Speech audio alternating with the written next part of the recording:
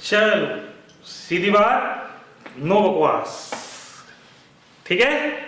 Double entry system हमारी accounting की method है, double entry system. Double entry system के बारे में अपन थोड़ी सी जानकारी लेते हैं। तो the modern system of accounting is based on the principle of double entry system. It was introduced first time in 1494 at the end of 15th century by Lucas Pacioli, an Italian born at Venice, in his published book De Computisat Scripturist। बराबर है। तो इस पूरे statement में केवल 3 चीजें अपने को ध्यान देने योग्य है कि हमारी जो मेथड है डबल एंट्री सिस्टम, ये फर्स्ट टाइम कब इंट्रोड्यूस हुई थी? 1494 at the end of 15th century. By whom? Lucas Pacioli. First time जिस बुक में अकाउंटिंग के रूल्स प्रिंसिपल्स पब्लिश हुए थे, उस बुक का नाम डी कंप्यूटिसेट स्क्रिप्चरिस्ट। क्लियर? ये 3 चीजें हमेशा ध्यान रखना। 1494 लुकास पेसियोली, डी कंप्यूटिसेट स्क्रिप्चरिस्ट। हमारी अकाउंटिंग की जो मेथड है ये केवल 2 वर्ड्स पे डिपेंड करती है, डेबिट एंड क्रेडिट। डेबिट और क्रेडिट। तो क्या पता नहीं, डिक्शनरी में मीनिंग उठा के देख लो। क्रेडिट मतलब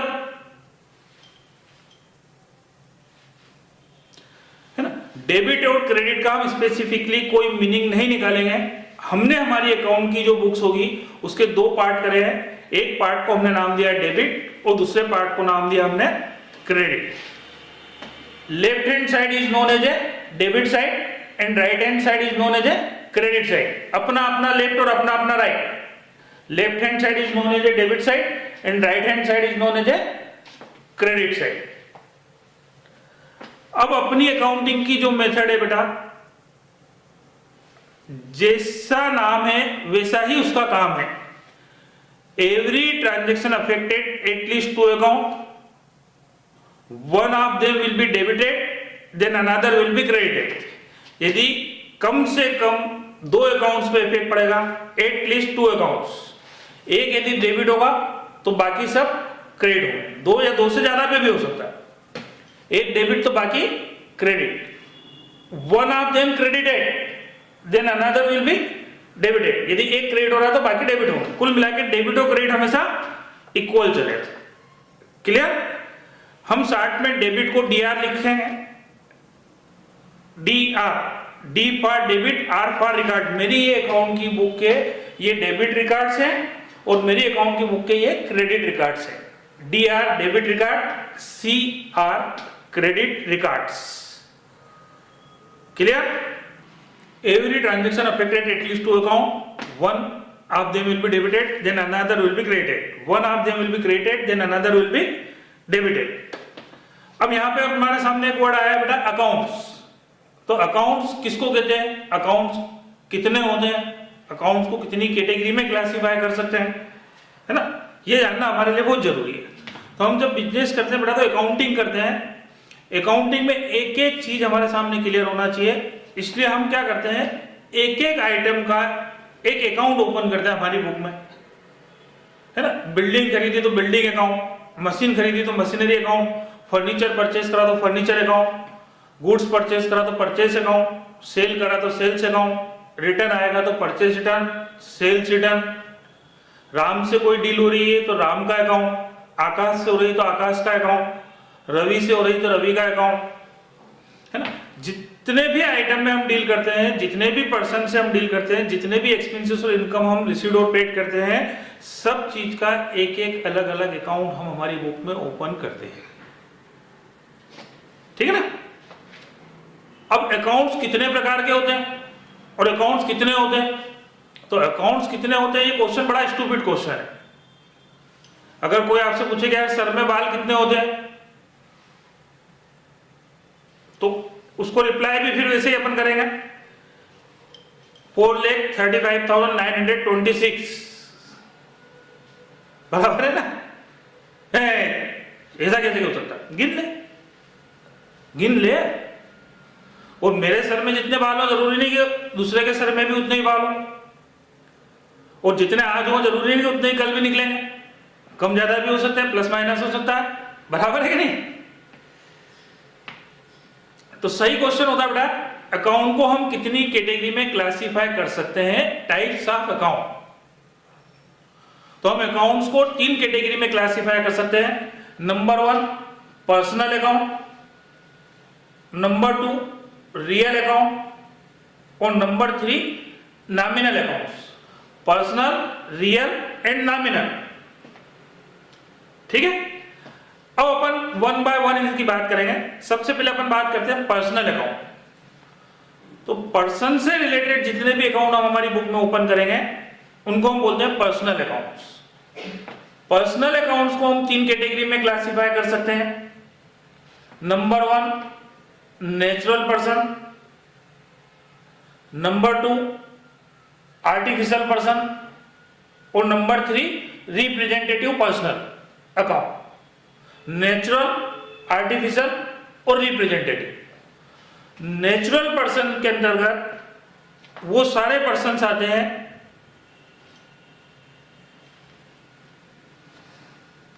राम, सीता, गीता, आकाश, रहीम। इनसे हम कोई डील ओपन करेंगे तो हमारी बुक में हम इन सबके अकाउंट ओपन करेंगे, और ये सब नेचुरल पर्सन है, ठीक ना? कभी कभी हम किसी पर्सन से डील करते हैं लेकिन हम उसको पर्सन की तरह ट्रीट करते हैं, लेकिन वो नेचुरल पर्सन नहीं है। Company, firm, society, institutes, organisations, club, ये सब आर्टिफिशियल पर्सन के अंतर्गत आते हैं, क्रिएटेड बाय लॉ, कानून द्वारा बनाए गए व्यक्ति। क्लियर? उनको एक व्यक्ति की तरह ही ट्रीट किया जाएगा। और तीसरी कैटेगरी होती है representative personal account. Representative person, कभी कभी हम किसी पर्सन से डील करते हैं, हम डायरेक्ट उस पर्सन का नाम से अकाउंट ओपन ना करते हुए हम कोई टेक्निकल वर्ड यूज करते हैं, और उस टेक्निकल वर्ड के आगे या पीछे सफिक्स और प्रीफिक्स के फॉर्म में कोई भी वर्ड जुड़ेगा, बाय हुम या टू हुम, तो कोई पर्सन हमको नजर आएगा। पर्सन नजर आएगा मतलब हम उस पर्सन के साथ में डील कर रहे हैं। जैसे मैंने घर से 5 लाख रुपए लगा के बिजनेस स्टार्ट करा, तो जब भी प्रोप्राइटर अपने पास से अपने बिजनेस में पैसे इन्वेस्ट करता है तो प्रोप्राइटर के नाम से अकाउंट ओपन ना करते हुए हम वर्ड यूज करते हैं कैपिटल अकाउंट। जब भी प्रोप्राइटर अपने बिजनेस में फंड इन्वेस्ट करता है तो कैपिटल अकाउंट के थ्रू हम उसको कंसिडर करते हैं। अब कैपिटल अकाउंट किसका अकाउंट है भैया? कैपिटल जो अमाउंट बिजनेस में आया है बाय हुम, तो भैया प्रोप्राइटर। ये अमाउंट प्रोप्राइटर को वापस रिटर्न किया जाएगा जब भी बिजनेस वाइंड अप होगा, तो उसका पैसा उसको वापस दिया जाएगा। तो कैपिटल अकाउंट किसका अकाउंट? प्रोप्राइटर का। जब भी प्रोप्राइटर अपने बिजनेस में से अपने पर्सनल यूज के लिए कोई भी फंड विड्रॉ करता है तो हम एक अकाउंट ओपन करते हैं ड्राइंग्स अकाउंट। पर्सनल यूज के लिए कोई भी फंड अगर बिजनेस में से प्रोप्राइटर ने विड्रॉ करा है, मतलब कौन सा अकाउंट बेटे? Drawings account. ड्राइंग्स अकाउंट किसका अकाउंट है? तो भैया प्रोप्राइटर का। इतना इतना अमाउंट इस डेट पे ये प्रोप्राइटर ने विड्रॉ किया है, ठीक है। मेरे को मार्केट में कुछ लोगों से 5 लाख रुपए लेना है, 5 लाख। तो जिन भी लोगों से लेना, मैंने उनकी एक लिस्ट बनाई और मैंने अकाउंट बोला डेटर्स अकाउंट। डेटर्स मतलब उन पार्टीज का अकाउंट जिनसे मेरे को पैसे लेना है, मतलब डेटर्स मतलब पर्सनल।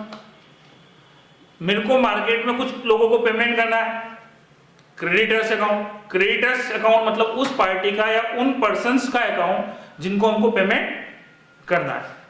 लोन अकाउंट उस पार्टी का अकाउंट है जिससे मैंने पैसे उधार लिए या उधार दिए, क्रेडिट लिए क्रेडिट दिए, ठीक है ना। तो capital, drawings, debtors, creditors, loan, है ना। इसमें 4 वर्ड और जोड़ते हैं अपन।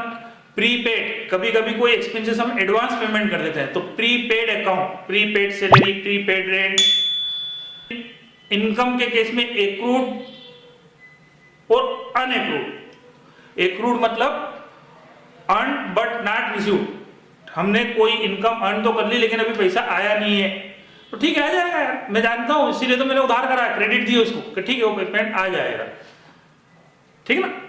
अनएक्रूड रिसीव्ड बट नॉट अर्न, पैसा तो आ गया लेकिन अभी अर्न नहीं करा, तो ये जिस भी पार्टी से मैंने पेमेंट लिया है जिस पर्पस से, वो पर्पस मेरे को फुलफिल करना पड़ेगा, नहीं तो उसका अमाउंट उस पार्टी को मेरे को रिटर्न करना पड़ेगा।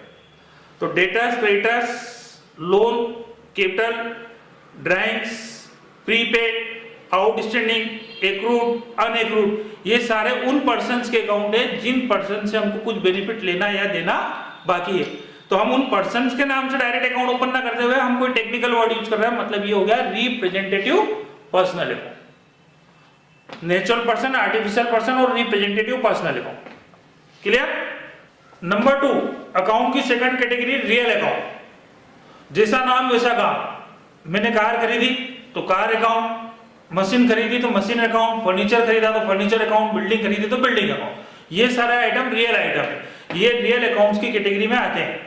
रियल अकाउंट को हम 2 कैटेगरी में क्लासिफाई करेंगे। Number 1 tangible real account, number 2 intangible real account. Tangible और इंटेंजिबल।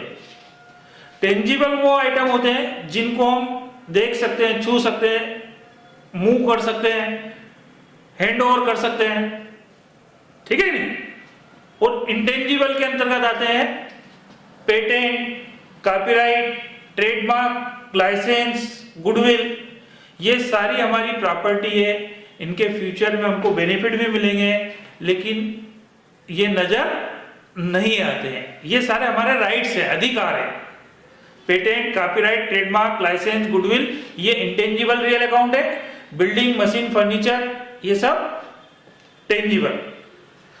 अब टेंजिबल को हम 2 कैटेगरी में क्लासिफाई कर सकते हैं, related to goods, related to assets. Related to goods, related to assets. तो हम गुड्स किसको कहेंगे, हमारे सामने क्वेश्चन ही आता है। तो जो व्यक्ति जिस कमोडिटी का बिजनेस करता है वो कमोडिटी उसके लिए गुड्स है, बाकी सारे आइटम उसके लिए असेट्स होंगे। डिपेंड करता है person to person, business to business. मैं क्लॉथ मर्चेंट हूं तो मैं जब भी क्लॉथ परचेस करता हूं, क्लॉथ सेल करता हूं, तो मैं नहीं बोलूंगा क्लॉथ परचेस करा, क्लॉथ सेल करा, मैं बोलूंगा गुड्स परचेस करा, गुड्स सेल करा।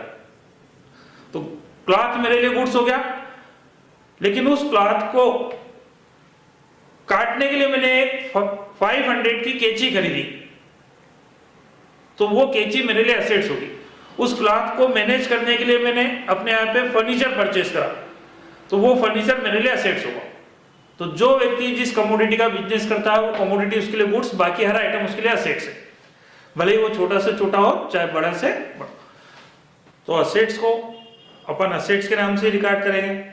बिल्डिंग है तो बिल्डिंग अकाउंट, मशीनरी है तो मशीनरी अकाउंट, फर्नीचर है तो फर्नीचर अकाउंट, कार है तो कार अकाउंट। लेकिन गुड्स को चाहें तो गुड्स के नाम से अकाउंट ओपन कर सकते हैं, ठीक है ना, कोई गलती नहीं है, चलेगा। गुड्स अकाउंट डेबिट या गुड्स अकाउंट क्रेडिट, ठीक है ना। लेकिन बेटर है कि हमको अलग अलग चीजें क्लियर रहे कि कितने का हमने गुड्स परचेज करा है, कितने का सेल करा है, कितने का परचेज रिटर्न हुआ है, कितने का सेल रिटर्न हुआ है, और कितना अनसोल्ड गुड्स हमारे पास एंड में बचा हुआ है जिसको हम बोलते हैं स्टॉक। ये चीजें हमको अलग अलग क्लियर हो, इसलिए गुड्स को गुड्स के नाम से रिकॉर्ड ना करते हुए बेटर है कि हम गुड्स के लिए 5 अलग से स्पेसिफिक अकाउंट ओपन करेंगे।